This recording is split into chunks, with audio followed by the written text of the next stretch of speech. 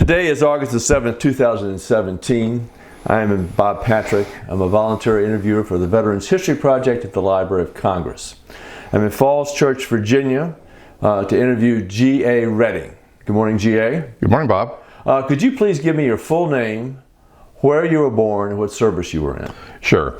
G.A. Redding. I was born at Fort Crook, Nebraska. That's now called Offutt Air Force Base. And I was in the Army. And why were you in the Army?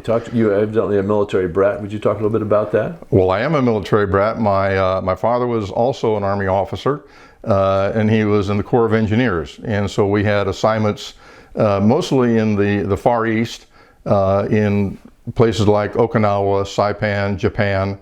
Then a little bit farther north, we had an assignment in Alaska.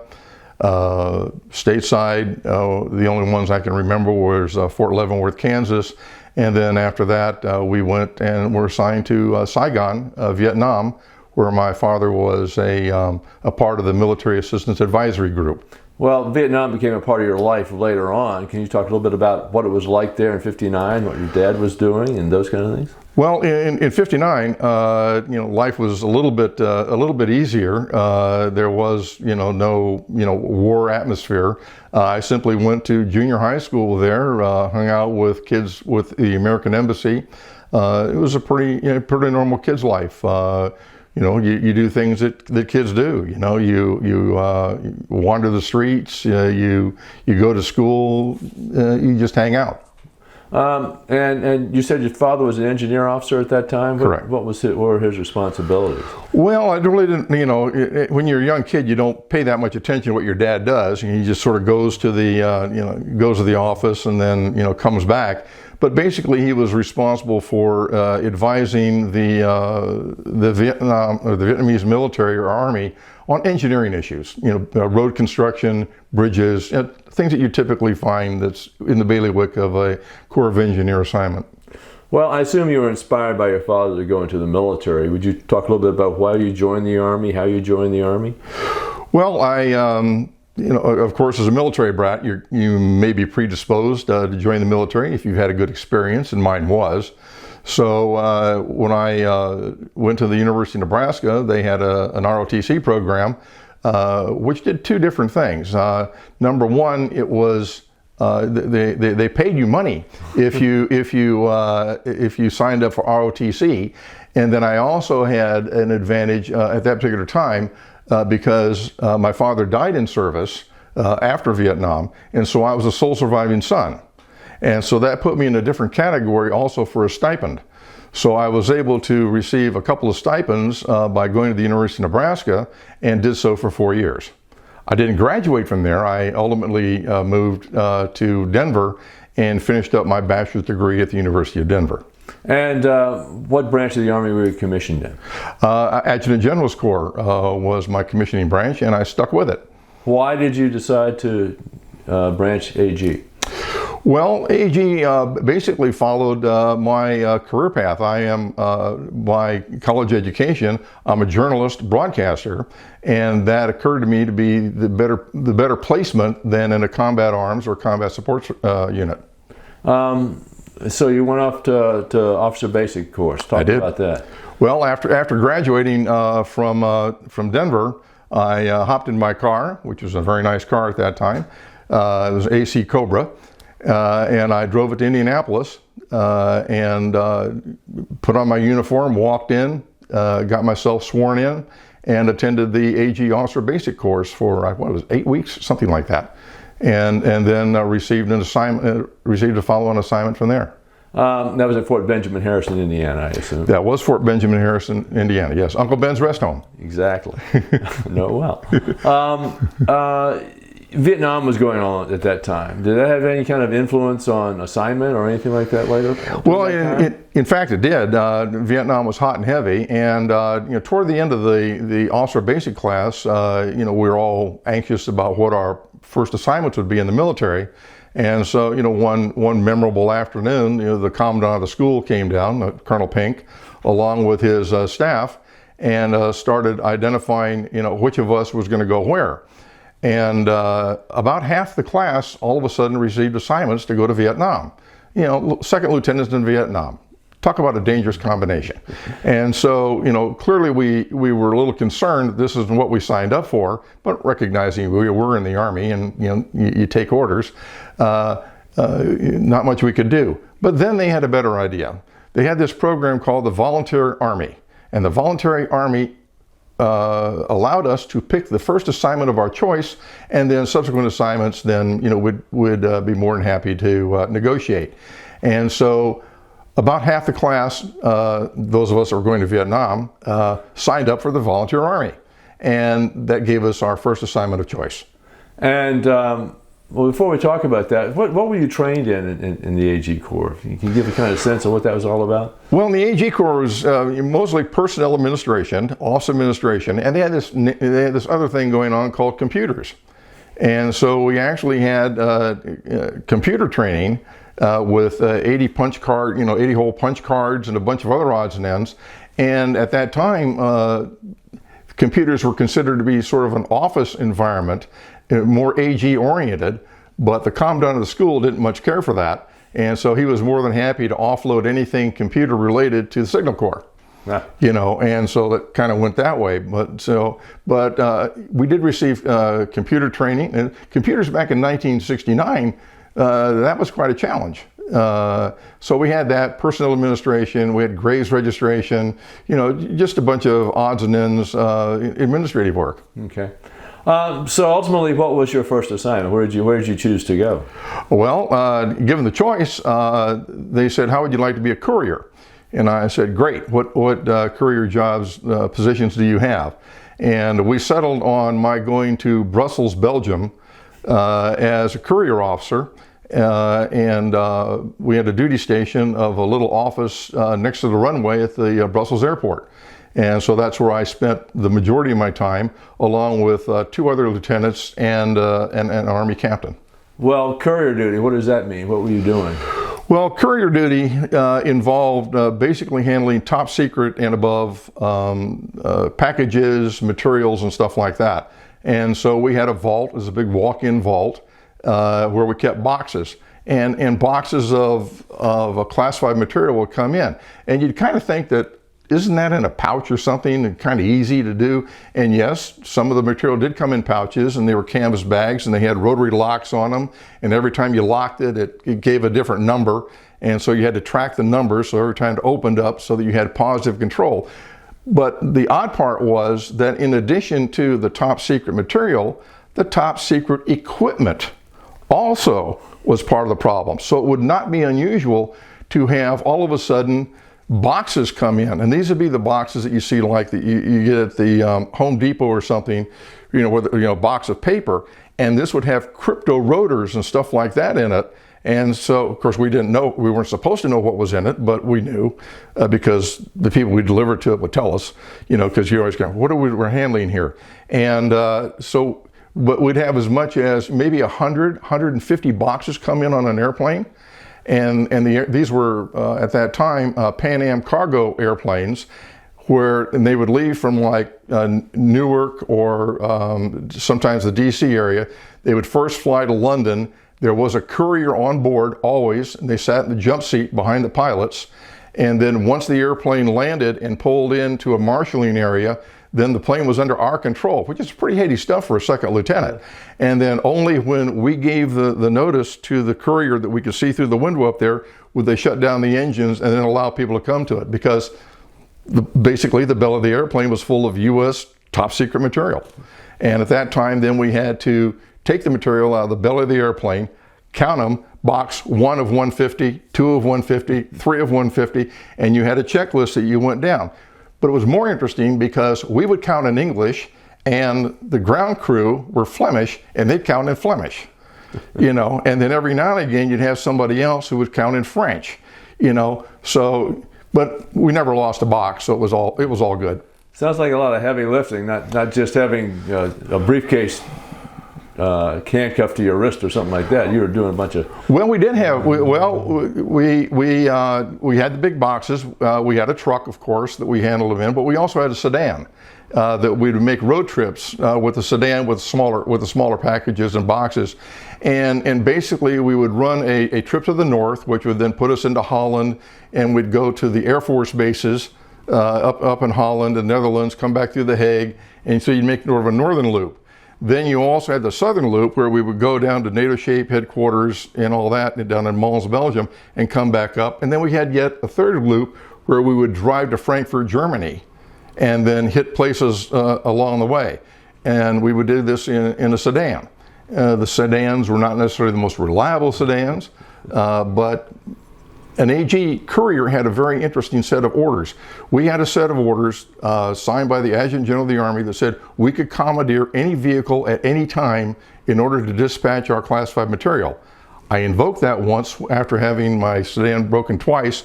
I took the commander's sedan at the NATO Shape Support Group and commandeered it. Well, you can imagine what happened on that. But again, we were always dressed in civilian clothes. Our IDs did not have any rank on them. They were only color-coded. So you had a blue ID for an officer and a red ID for enlisted, and that's the only way that you could tell. And I also had a .38 caliber gun as a shoulder holster under my sports coat. Wow. And that's basically how we traveled. Yeah. Well, as a kid who kind of grew up in Asia on his assignments, Europe was probably pretty exciting. Did you get a chance? That was quite different. It was quite different, yeah. And but again, that's the first time I'd been to Europe, and got along just fine. There was a fairly large English-speaking community in Brussels. Sure. I spent a fair bit of time at the American Embassy, so much time that the Courier vault was right across from the embassy duty-free store. And so I knew the duty-free store guys enough to where they actually offered me duty-free privileges at the American Embassy and even gave me an ID card. And so my ID card said Galt Redding, which was GA Lieutenant, they smushed it together, Redding. And so I had an account set up as Galt Redding. Huh. So how long were you in that assignment? How long were you in Europe? I stayed there for a couple of years, and then I received orders like, hey, GA, your time is up, and my assignment officer. This is before communications were really easy. I mean, it was tough making a phone call back to the States, yeah. and so every night we'd get a call, and I actually almost recall the guy's name. But I'll get to it later. But then I was offered a GA, you need to go to Vietnam. And I said, well, that's okay, but I'm a sole surviving son. Can we negotiate this? And he says, well, I don't believe that. And I said, well, go take a look at my records. And so he takes a look at my records. He comes back and he says, okay, if you go to Vietnam, I'll give you the assignment of your choice. And I said, great. Now, having gone to the school and know how that works, I said, then fine, please put in the remarks section of my assignment orders that I must be provided a information officer's assignment in Vietnam or the deal's off. And that was done. Now explain information officer. Well, information officer is the term we used before we got into public affairs. Okay, so you were the information officer, the IO or the PIO, the public information officer. But then later on, of course, as information became its own section, then the public affairs community, the information community, basically abandoned the term information, and we all became public affairs. So, and then information was IT, information technology, and so information sort of moved over into a technical use. So did you do an inter-theater transfer, or did you come back to the States? Do you remember that? I came back to the States and went through public affairs training at the Defense Information School in Indianapolis. So that was sort of like a TDY en route kind of thing. And so I shipped my car back, drove to Indianapolis, did my several weeks there. I forgot what the 4 weeks or 6 weeks or something like that. What were they teaching you to do? Well, they were teaching us basically how to write a story, how to take pictures, a little bit of how to handle Q&As in an interview environment, how to work with the press, these sort of things. Basically, how to get along with the media and stuff like that. And we had exercises, and like command post exercises, the CPX. I'm sure that you've been through CPXs. The same thing, and then there were mock drills where you would be a public affairs officer when some sort of incident occurred, and then you would have to sort of explain your way out of it. Yeah. Did they make it any kind of Vietnam centric and talk about how things are different over there? Or? No, they didn't, because they didn't know that much about it. Yeah. You're sort of going blind, and the class it's a joint service school. And so we had Air Force, we had Army, we had Marines, we had Navy, and we had DoD civilians. Okay. So it was an interesting class and a good mix of characters. Okay. So you're going to Vietnam. What do you know specifically when that was? Sure. Date-wise? Oh, you bet. There are certain dates that are ingrained in your memory. And I arrived in Vietnam in September of 1971, and I got there by way of Travis Air Force Base. I flew over on something like a DC-9 or something with a thermometer sitting next to me that the Air Force weather unit had to have. So I had a little bit of little room in the airplane. The airplane then stopped in Guam and then flew into Saigon. When I got there, you always in process through Camp Alpha. Yeah. And so I went into Camp Alpha. At Camp Alpha, there was the Courier station in Saigon, and so, hey guys, here I am. Hey, glad to see you, Captain. Anything I can do to help? And so we had sort of a camaraderie in the courier business, and so I hooked up with a fellow there, and he says, whatever you want, let me know. Whatever you're going to go to DaNang. That was the only public affairs office job available at that time. And I had other people in my class come in a few weeks after me, and they got AG jobs. Yeah. So, I did get the public affairs assignment up to DaNang, and the Courier NCO said, "Oh, that's okay. I'll get you on the airplane. You're not going to get up at 6 o'clock in the morning and all that. I'll get you out. Don't worry about it. We'll just give you a bag, and you'll carry it up as on official courier duty." And so that's what I did. A lot of folks, when they stepped off the plane in Vietnam, talked about that moment of heat and all this kind of business going on. Did you have a sense in your mind of stepping off the plane in Vietnam? Well, you stepped off the plane in Vietnam, and it was, again, since I'd lived in Saigon before, and this was Tan Son Nhut Air Base, I was familiar with the air base, because just outside the air base, which turned out to be the 3rd Field Hospital, was actually the schoolhouse that I went to.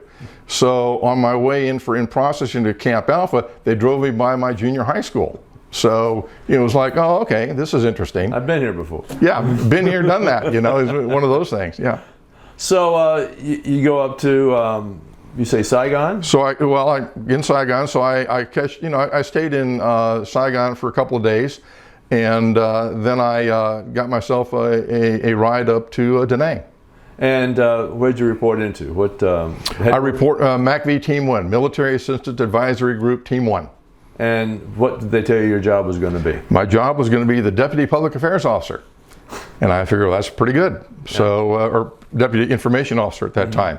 And I was up there assisting an Army captain, armor officer, who was the information officer on station.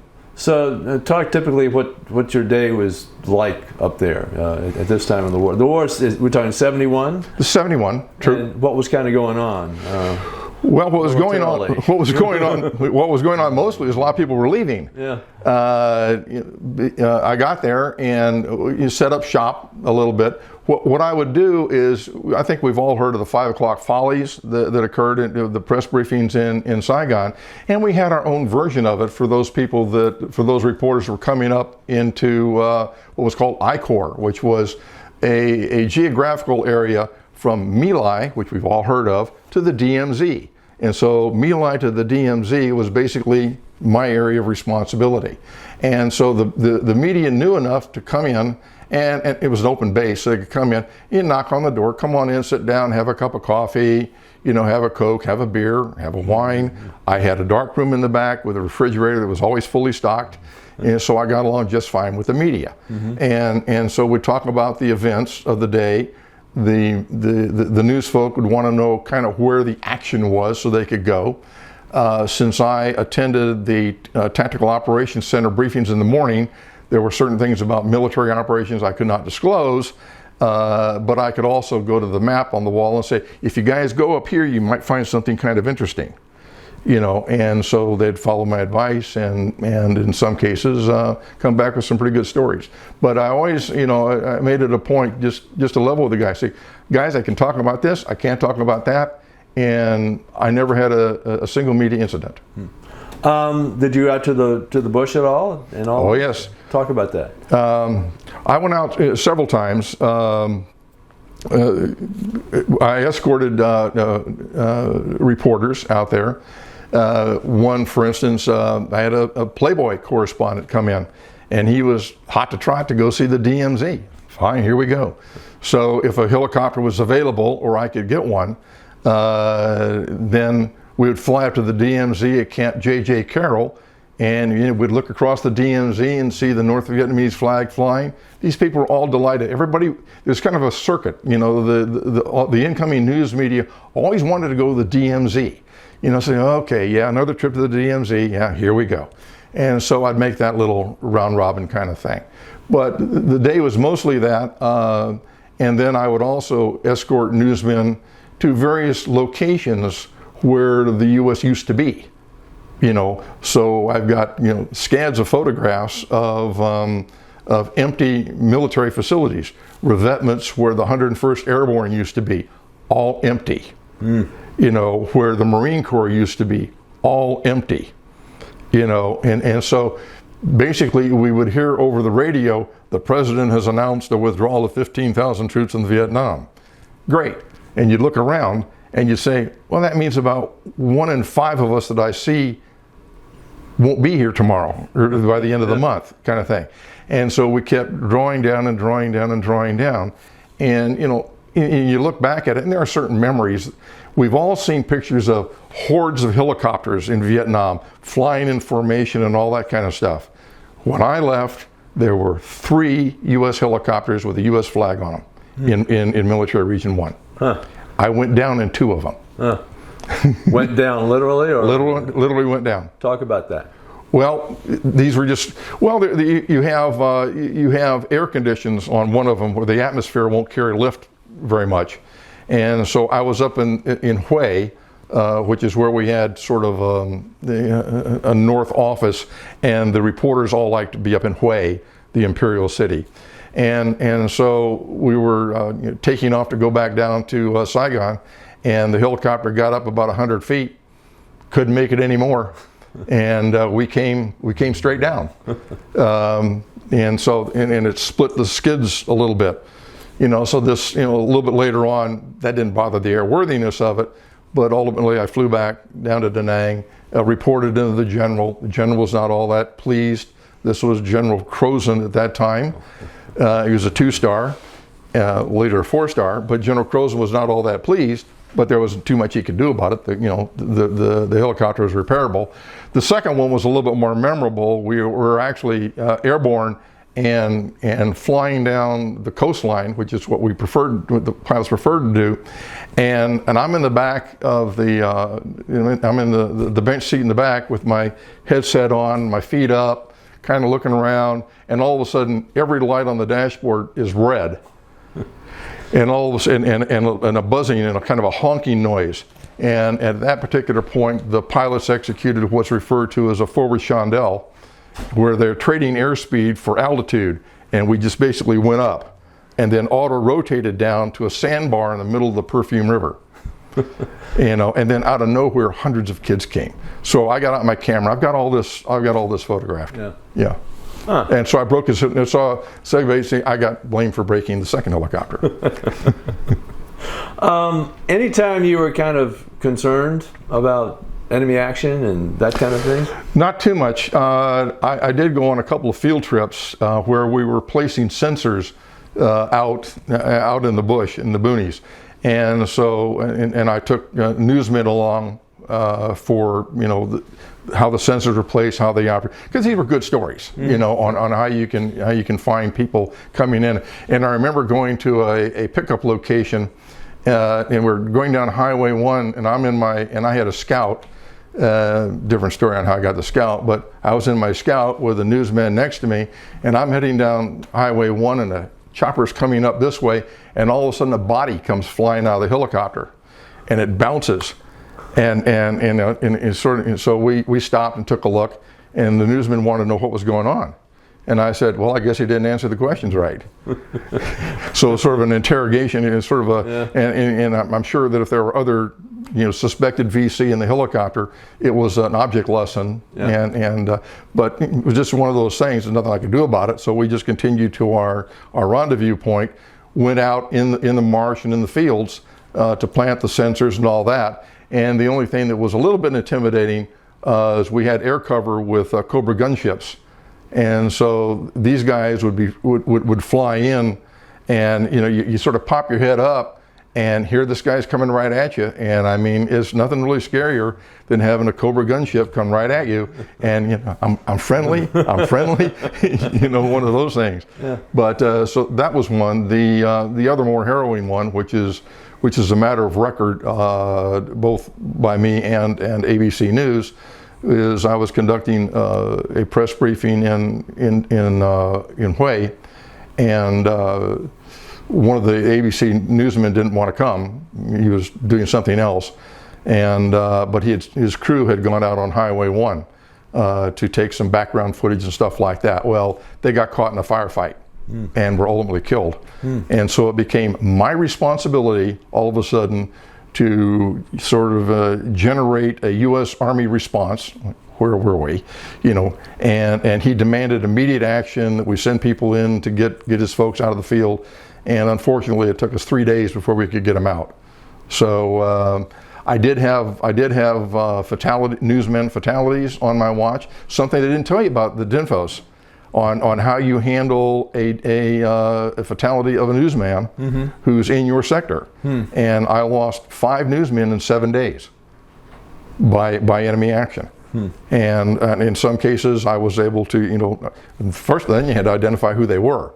For the ABC crew, it was easy. But there were also freelance journalists that were just a little bit more difficult, and to find out what their affiliation was, because what they do is send stuff in, kind of like the paparazzi now. They would send stuff in and then try to get reimbursed based on the story. So those guys are a little bit tougher to track down. But all of it's a matter of record. There is an accounting on a website where you can look at the reporters that were killed in Vietnam. How did the military handle that? I mean, how did they handle body transfer and those kind of things? And do you recall? Well, from my part, they handled it very, very readily. The general said, "Redding, they're your newsmen." I mean, it was, take care. You get a general mission, or take care of it. Yeah. Okay. So so the best I can do then is to make sure that the remains are taken to the hospital. That they have a medical evaluation, that they're properly looked after, and then arrange for transport back down to Saigon. That's about as much as I could do. Yeah. You talked about a Scout you commandeered. Is that? Well, we had Jeeps, and we had pickup trucks. We had all manner of vehicles. But this is toward the end of the war, and a lot of them were broken down. And I was able to get an International Harvester Scout, and I had the Scout because it had an enclosed canopy. And this was useful because in earlier trips out where I was in a Jeep with newsmen in the back, with camera equipment and all that kind of stuff, you drive up Highway 1 and you sort of slow down when you go through a village, and what would happen is the kids would come out and they would start grabbing for everything on that they could get their hands on, and I lost a watch. I mean, a kid comes in, pulls my watch and just snaps it right off. There goes my watch. And so we're covering camera equipment and stuff like that. Not that they had any use for it, it's just it was something they could swipe. And so basically with that, I had a justification to have more of an enclosed cab where I could secure the equipment, and we'd be a lot safer with it. Okay. You talked about perhaps you were on one of the last fire bases in Vietnam. Is that The what now? one of the last fire bases, or? Well, yes. There was of course, with withdrawal, and the withdrawal was fairly well programmed, and so we did have a ceremony where I first worked with CBS, and the CBS guys, the original ones I talked with, kind of dropped out a little bit. Phil Jones was my original correspondent, who's fairly well known in the CBS circles. But this is Firebase 260, just outside of DaNang, and this particular incident was the last time we fired a artillery shell in Vietnam. It was a brass casing shell, which they had saved just for that particular moment, because by that time they were fiberglass or some sort of composite. And I also took photographs of the last time an American flag was lowered over a U.S. firebase in Vietnam. And so I did, so I have those two things. And we came in on sorties of helicopters with the newsmen were with me on the helicopter. And what we would do is we rode in with Vietnamese in the helicopter, and the Vietnamese soldiers would hop out, and then they would replace the Americans that were on top of the hill, and the Americans would jump in the helicopters and then go. And so this was sort of a cyclical thing that went on for a little bit, and then there was of course a road march down the hill with the howitzers and other such stuff. And so there was a road march, so this thing lasted for a couple hours. When it was all done, I'm standing there with the CBS News team, and we're the only Caucasians that are on top of the hill, and kind of looking around, and pretty soon a single chopper comes in and lands, and they motion me over. By this time, the choppers are so few, they all knew me, and my call sign was Peter Printout, and so they get a call that says Peter Printout needs a ride, and so they know who I was, they knew where to go. And so we hopped up, and at that particular point then, when we lifted off, I was effectively the last U.S. soldier out of a U.S. firebase in Vietnam.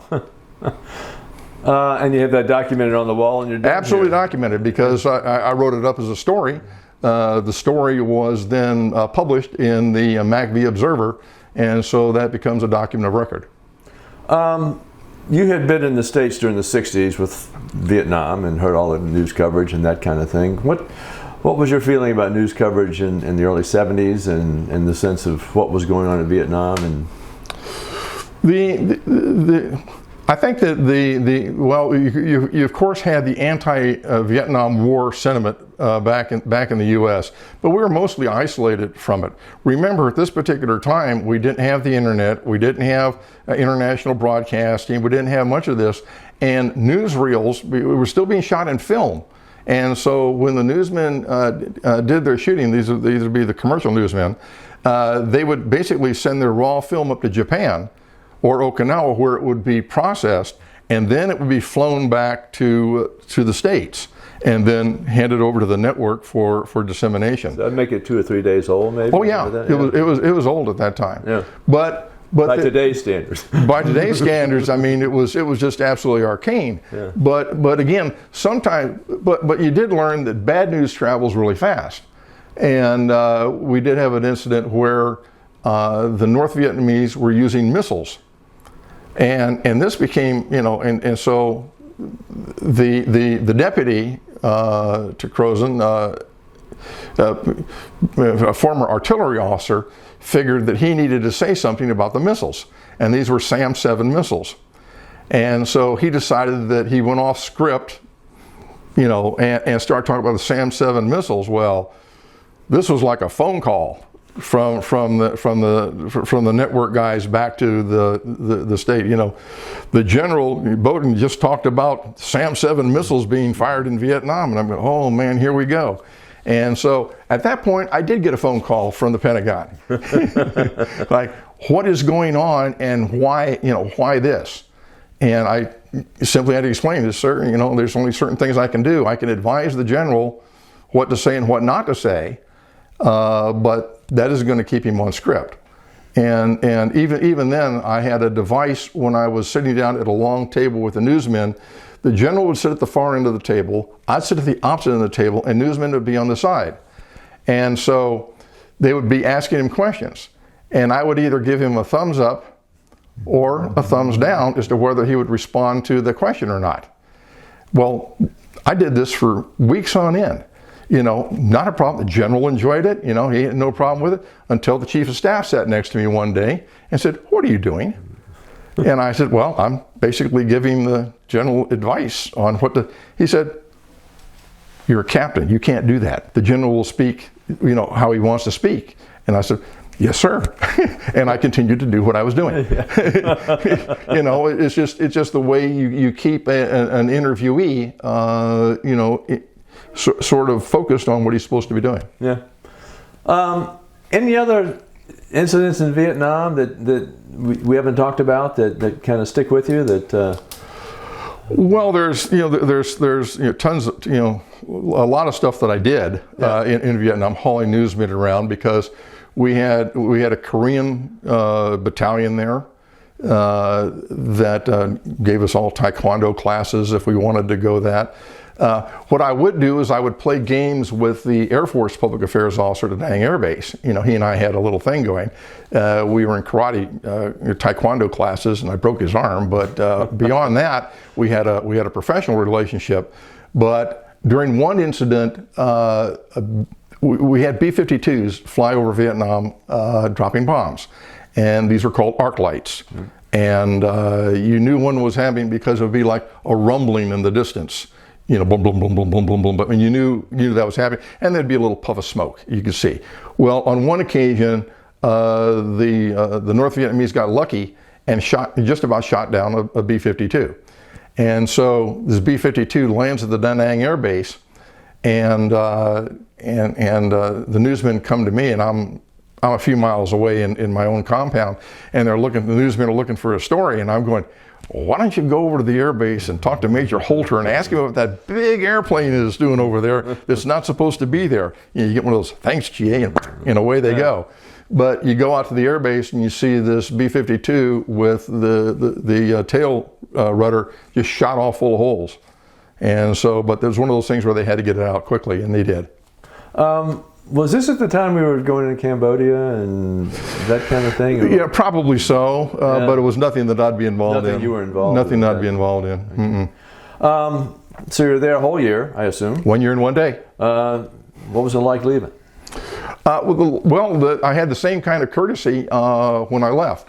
One of the things that I did do that I forgot to mention was I kept a daily journal in steno pads of everything I did on that day. Still got them? Still got them. Yeah. Matter of fact, I'll give them to you. I'll show you.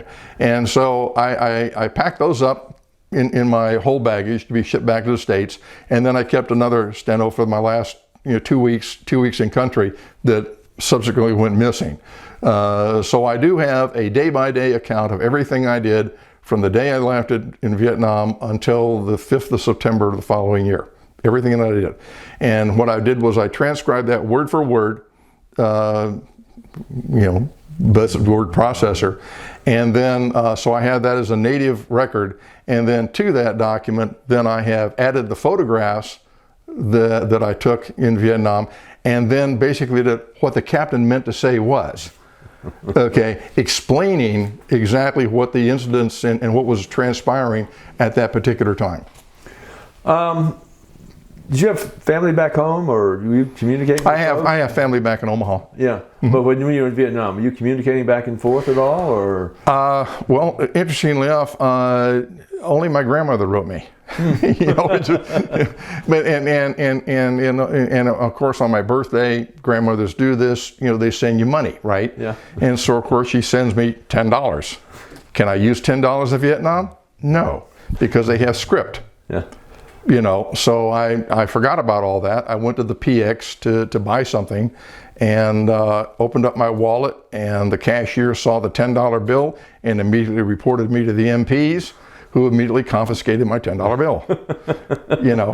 But the whole notion of script was very interesting, because For those that don't know, it's a military currency. You can go online and find out about it.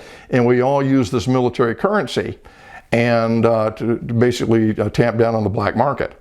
And there is conversion day, where all of a sudden one day all of the script becomes a different color, and so the following day everything that you had is now worthless.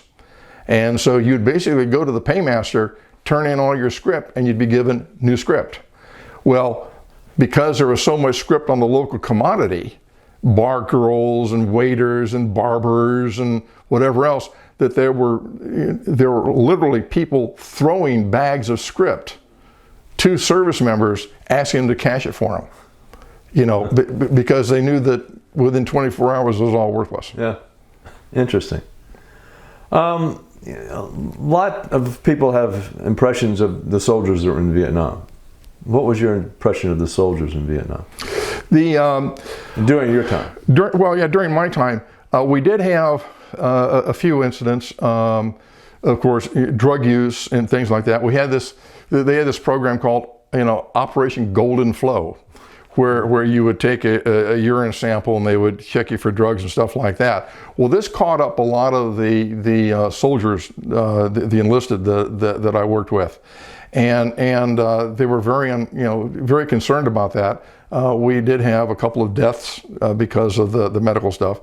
I had a E5 that worked for me as a combat photographer, and I was pretty good with the front office. I knew all of the enlisted folks in the general's front office, because whenever we had a show like the Bob Hope show, or especially the Sammy Davis Jr. show, which included Miss Black America, I would take photographs, then I would hand them over to the black NCOs up in the headquarters office, give them a little souvenir package of photographs, and for which I could get just about anything I needed. So, it was, if you wanted something, I generally had it. I had red pins when the general ran out of red pins.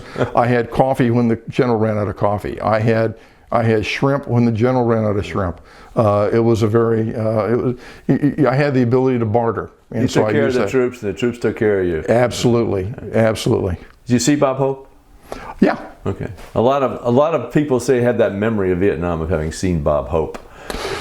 Well, I was in the front office for the Bob Hope show. Was kind of interesting because again, the general wanted to go, and the deputy and all the colonels everybody wanted to go, and so what we had was. And they broke protocol doing this, but at the helicopter landing pad, which was just outside my office, they brought in a couple of Hueys. Okay, well, all the brass wanted to go in one Huey, and so this other captain and myself, we had one to ourselves. And so the generals all flew in to the place where they were going to provide the show, and we flew into the second helicopter. Well, when we got off, the generals all took off in a staff car. There was a staff car waiting for me. Staff car on the front had 2 stars. We figured 2 captains equal 2 stars. We both hopped in and we were saluted all the way into the amphitheater. It was great fun. I'm sure. We are in the process as a nation of commemorating the 50th anniversary of Vietnam. Makes you feel old. Makes a lot of us feel old. How do you look back on Vietnam? Actually, for me, it was a pretty good learning experience. You sort of felt that the Vietnamese people are great. I having been there as a kid, I knew them in a pre-war environment, helpful and all that. They were just victims of an unfortunate circumstance and something that was out of their control. And they're mostly a peaceful country, unlike what we have right now in the Middle East and stuff like that, where you have, basically a citizenry of combatants. The Vietnamese are not combatants. So I had a very good time. I mean, I basically controlled my work schedule. I worked with the news media. The news media worked with me. So for me, it was very favorable and learning experience. You have no problem self-identifying as a Vietnam veteran, I would assume. Oh, not at all. No. Yeah. No, it's fine. Yeah. So I've got that. I did pick up as a disabled veteran as well, one of the things that I ran across while escorting newsmen around, we were going into a compound in DaNang. It was sort of a supply compound for us, and I come in with a newsman, and I'm looking at a door in the back of the open area, and I see a 55-gallon drum with an orange band around it, and I'm going, oh, this isn't good. And so, because it was Agent Orange. Sure. And at that time, Agent Orange was not supposed to be in country, and it was all gone. Well, my sergeant was with me, so I had him basically. I just nudged him, and I had him divert the news crew over to the to another area, and I just sort of moseyed over to the open door, grabbed the barrel and rolled the barrel out of the way, and then covered it so they couldn't see it. But I got some goo on my hands. Wow. And so I'm a part of the Agent Orange contingent now as well.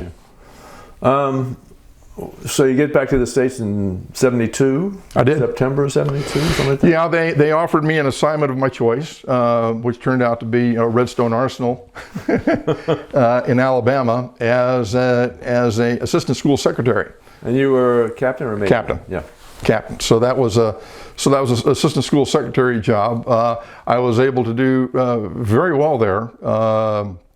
Again, sort of my entrepreneurial spirit came up. I ran the school bookstore.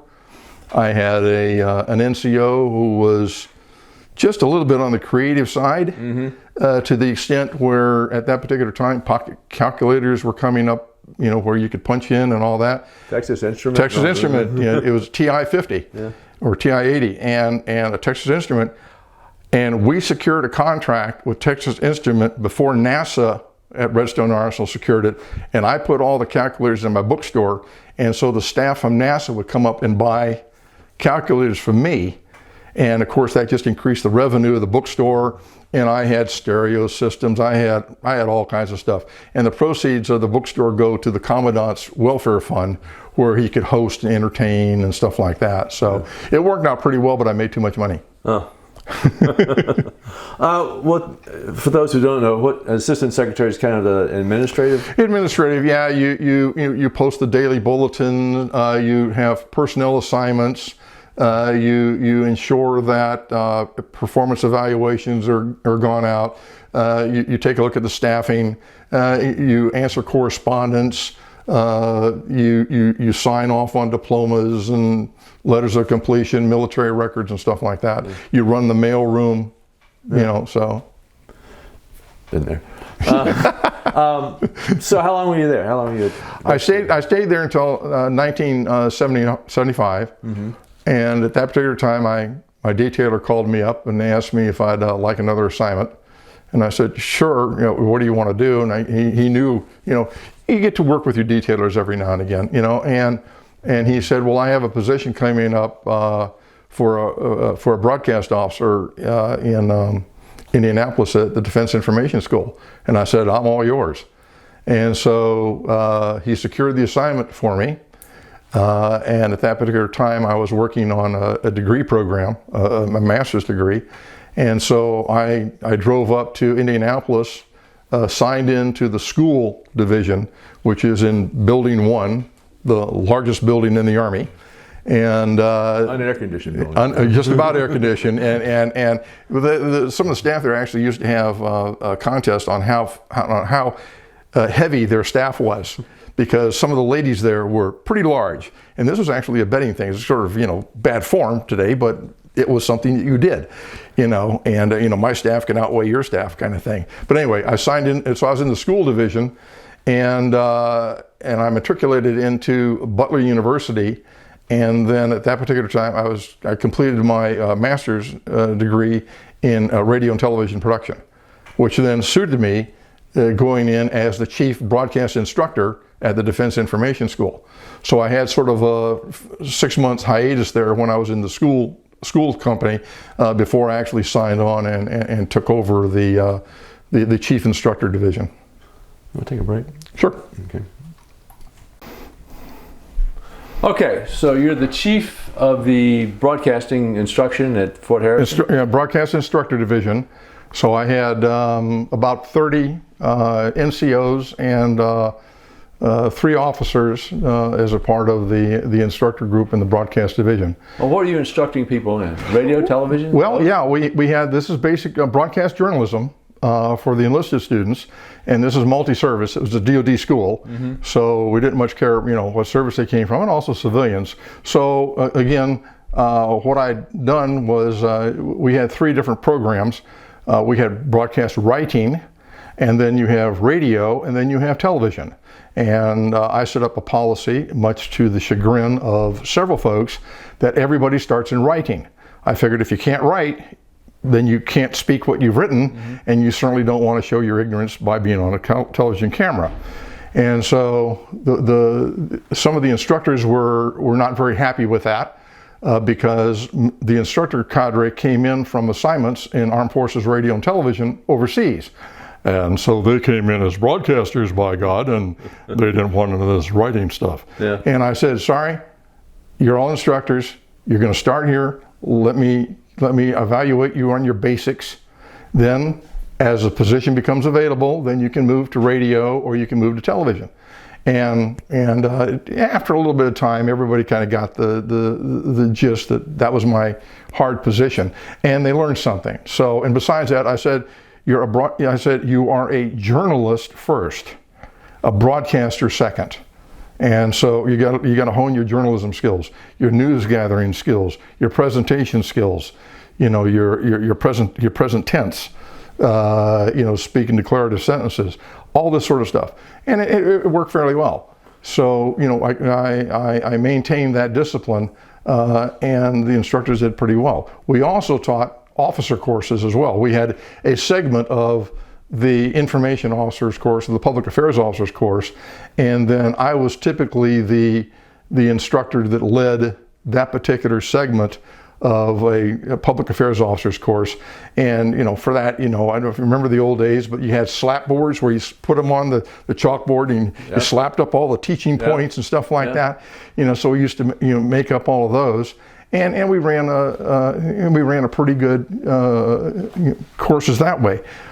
I was also the lead instructor for a senior public affairs seminar, and that one was pretty dicey. This one came in where everybody was mostly lieutenant colonels, a few colonels, and senior civilians, and these were people that had some sort of public affairs responsibility at some shop someplace. And so my specialty at that point was to sort of educate them on the manipulation of video. And so I had my instructors in civilian clothes act as reporters. And we had incidents like the anthrax at Dugway Proving Ground many years ago, which was a real story, by the way. I understand. And so we would basically then interrogate or interview the public affairs officer who had a script to see, number one, how well they followed the script, because we gave them an incident and then they were to write up, talking points should a reporter come by. And so they would do that. We would then videotape their responses, and then during the lunch hour or something like that, we would re-edit the video and then play it back to them in an afternoon session, and basically make fools of them because they were answering questions that weren't asked of them. They were providing information that was unnecessary, and basically we allowed most of the interviewees to dig themselves a hole by re-editing the tapes. I think it was a pretty good learning exercise for most of them, and we refer to that as Stump the Stars. Yeah. So a lot of this is around media relations, I would imagine? Mostly media relations. My philosophy has always been, both of us want a good story.